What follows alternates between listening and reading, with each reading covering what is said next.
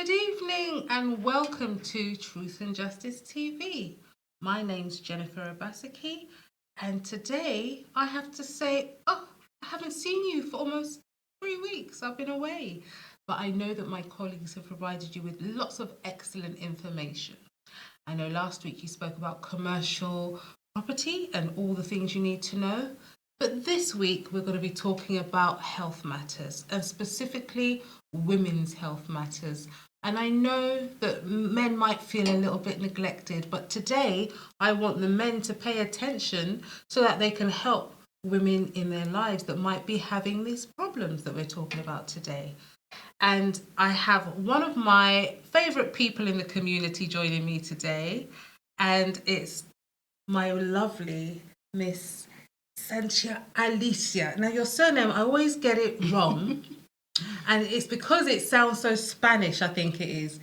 But I'll let you, and she has a new role, which is a really important role, which I want you all to pay attention to. So, for those of my wonderful guests who've never met you, can you please introduce yourself? Thank you, Jennifer. It's a pleasure to be here. So my name is Santia Alicia. I'm the Acting Director of Equality, Diversity and Inclusion at London South Bank University, and I'm a trustee with the charity Endometriosis UK, which is a condition that I suffer from. Now, apart from us doing work in the community, I had to reach out to you because within my family, we found that we had a young person with this problem. And lo and behold, me, myself, the woman that I am, with all my wonderful kids, I'd never really suffered with any menstrual cycle issues or any pain or anything so traumatic. So when it came to my presence and with somebody so young, I had to reach out to you because I know that you knew a lot about this condition. And many women out there, I felt, and as a mum that was like, I've never really seen this up close. I didn't really know what to do. I went straight to Google, but Google didn't give me the one-on-one answer I needed from somebody. And it was hard because of the pandemic to get through to a GP. So I reached out to you, and thank you very much, first of all. So what do people need to know? What is endometriosis? Yeah, so endometriosis affects about 1 million women in the UK, so it's very common, and it's thought that up to 1 in 6 women can suffer from it. It does come in different stages, so it can go from a mild stage 1, right through to stage 4, which is the severe stage, and I was diagnosed with stage 4 11 years ago. So in its simplest form, endometriosis, or endo, we say for short, is tissue that is growing outside of your womb. Because it's not supposed to be growing outside of your womb, it causes a lot of complications, it causes a lot of pain, and it can cause a lot of distress. So it's a condition that a lot of women suffer from. It's not unique to any woman, and it goes in these different stages. So the 4 is at the most extreme end, so obviously most painful end. But the first step for somebody who's going through a level of discomfort and thinks, gosh, this is normal, what do I do? Or, gosh, this is becoming very uncomfortable, how do I manage it? First place where they should go is where? Yeah, I mean, I think the first thing to do is assess your periods and how painful they are and how much they are interrupting my life. So when I started my periods at the age of 13, I used to have to take the first day off school, and that went right through to college, going up to work and so on. So you might have some cramps and so on, but if you find that it's interfering with your life and stopping you from from functioning, then that would suggest that something might be untoward, and that should be, you should go to your doctor and seek further medical assistance.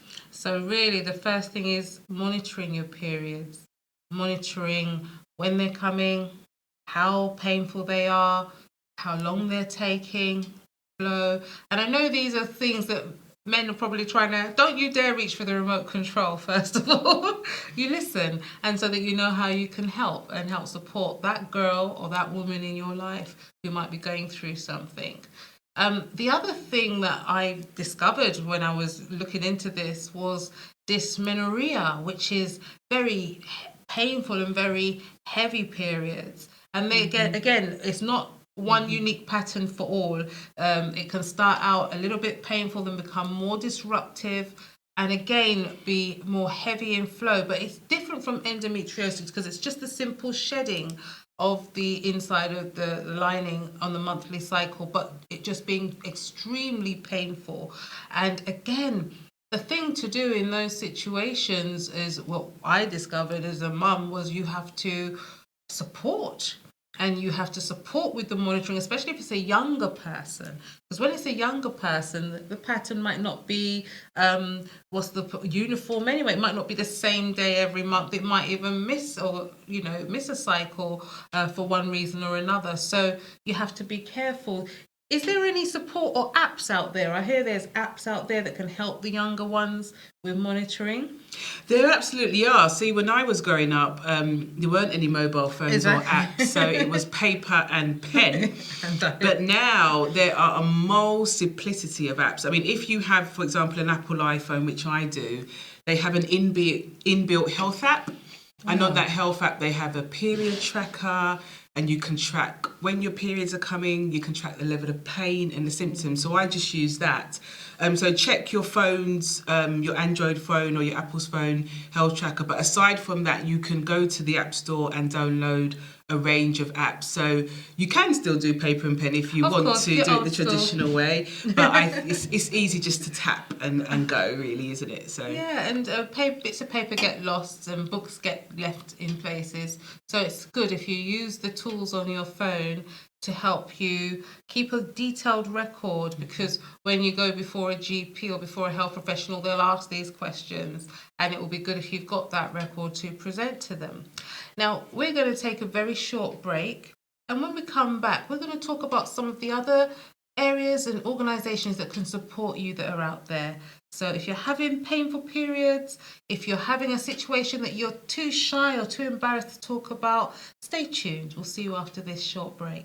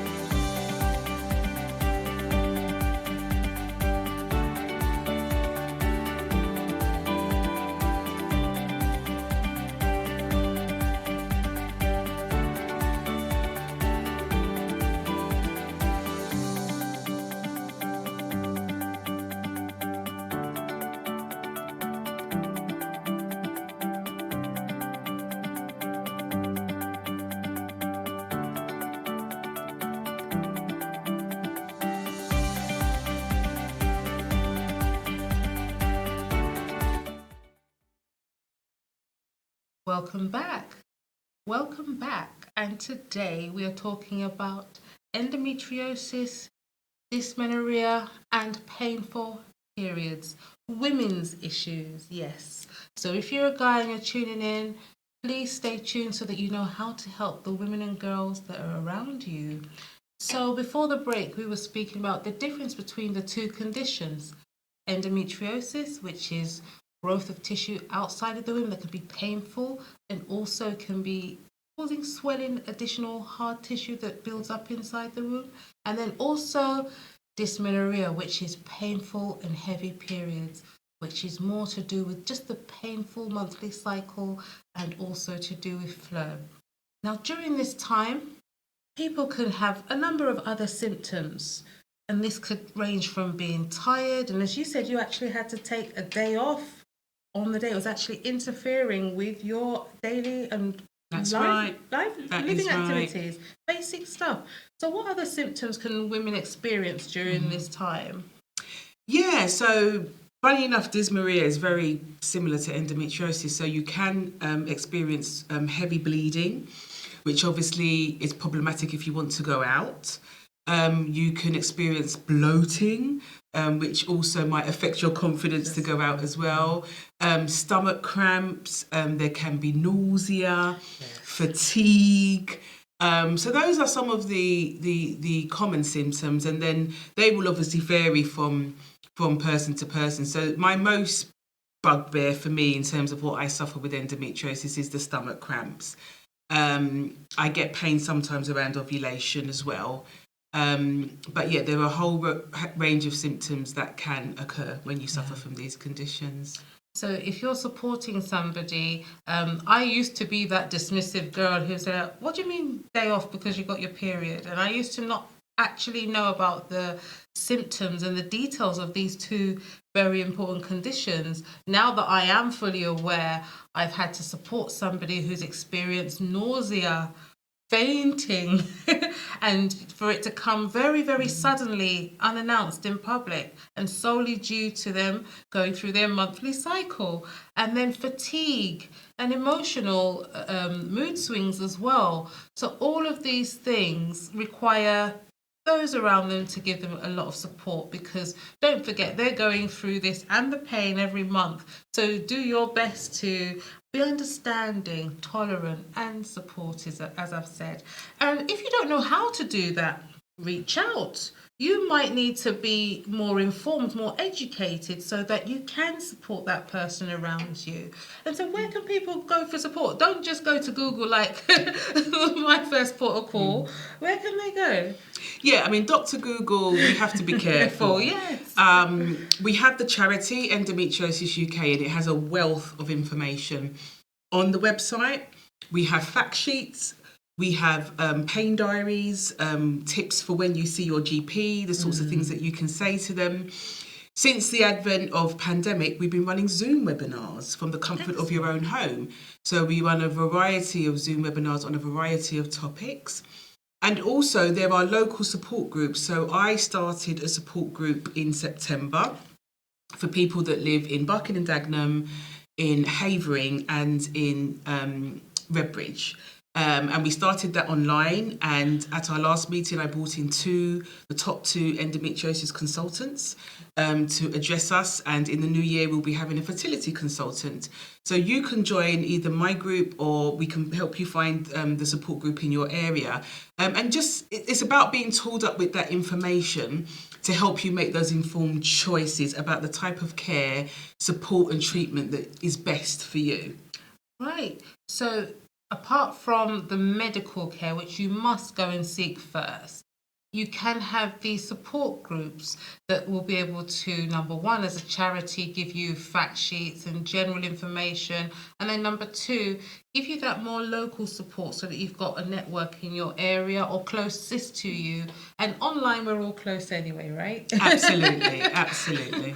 So talking about choices, I found that, you know, when you do go to Dr. Google, it could intimidate you, so much information overload. So very important that you're focused, and being focused means going to the right place and going to the right medical treatment. So your GP should be your first port of call.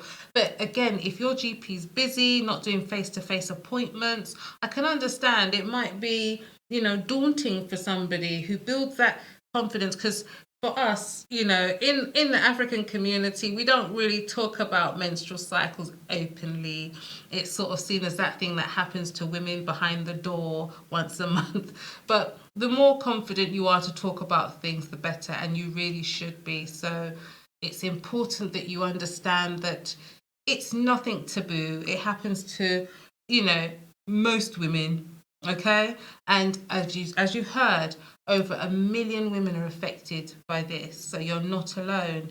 And for those of you who might think it's some kind of affliction, that might think it's something spiritual, no dear, it's a medical condition. So understand that it can affect fertility, and not just in small proportions, in different ways. So very important that you do have that confidence to reach out and speak to a medical professional. Okay, there are choices. For some people, it might be having a break from the periods and trying to have them stop. For some people, it's about pain control and management. So reach out to your specialist. and they're out there. And even if you're a person that's underage, there are specialists for young girls. And Absolutely. I was surprised in short, I was wowed, to be honest. The gynecologist who spoke to my relative sat them down, talked them through the condition, really explained it so that they could better manage and understand what was happening to their body as well. Excellent. Yeah. So what's been your feedback from many people in your group? Do they find that there's a lot of support out there? Or do they find that there's challenges with understanding the condition? I think there's challenges with understanding the condition.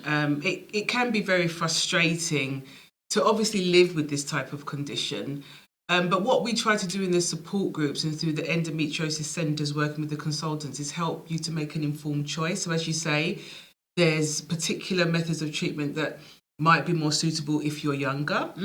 If you're menopausal, it might be different. If you want to have a baby imminently, maybe even the next year, there'll be a certain route of treatment. If you may be saying, I'm not interested in getting pregnant for another 5 years, there'll be a certain route of treatment. So really, it's about making sure that you have the right treatment for you. So yes, you can go to Google and see everything that's going on, but what the endometriosis nurse and consultants will do is talk you through your situation. Where are you now? Where do you want to be over the next year or two? And then tailor your treatment plan according to your hopes and aspirations. That's very important. So say what you want. I mean, explain what you would like to plan for yourself as a woman, as it's your right to conceive and bear children when you want to.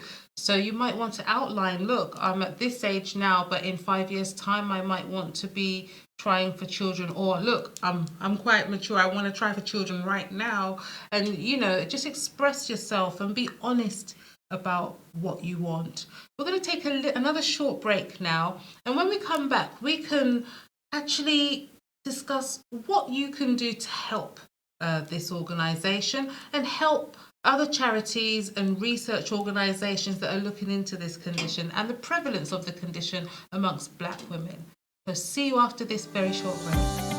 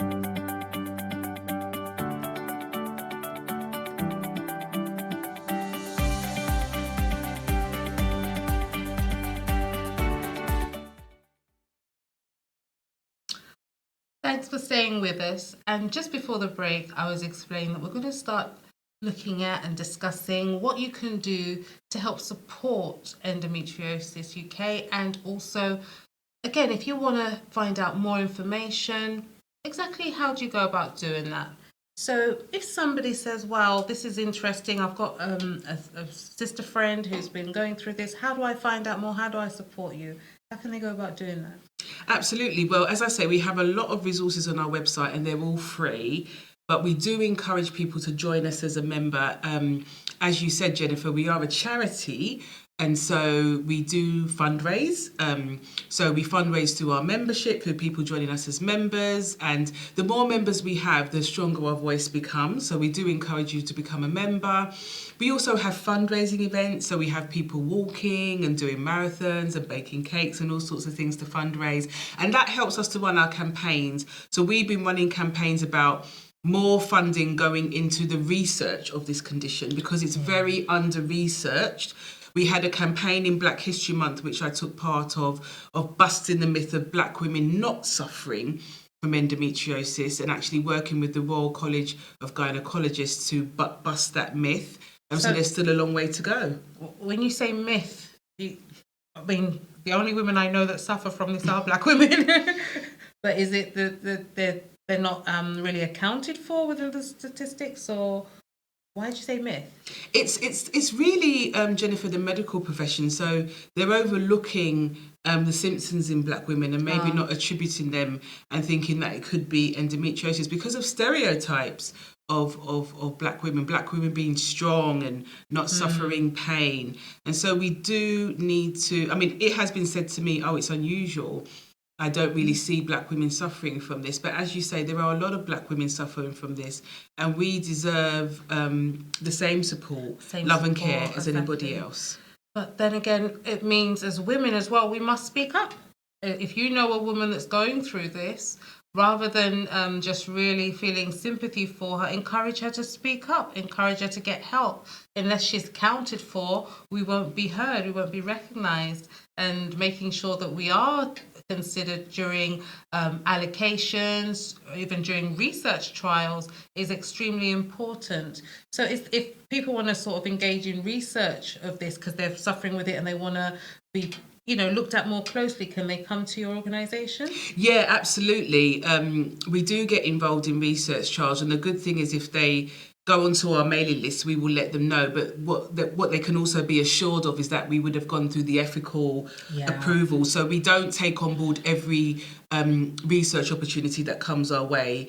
We do the thorough checks and balances to make sure that it's going to be right for our members. So join us and you can be kept up to date with all of the research opportunities. I know it can be daunting to think, oh gosh, I'm not a guinea pig, but the fact is this condition needs to be looked at more closely, especially within black women, because a lot of our products can be triggers, even things you consume can be triggers, things that you eat. So it's another important point to try as you're doing your cycle diary, that you also try and keep a bit of a food diary to see if there's anything that also triggers the pain or helps with the pain as well. So that's really, really important.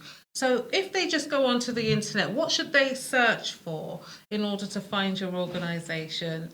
Absolutely. So if they just search for Endometriosis UK, our charity should come up. And as I say, we have a wealth of information. You can sign up for our Zoom webinars. You can download the fact sheets. You can read about our campaign work. And then there'll also be the option to join us as a member, which we'd gladly welcome you. You'll also have a list of the support groups that are available, so you can pick the one that's closest to you. Most of them are running online, but it still might be relevant to join the one closest to you because the support groups are normally linked to the endometriosis centre in that area where you most likely will be having your treatment.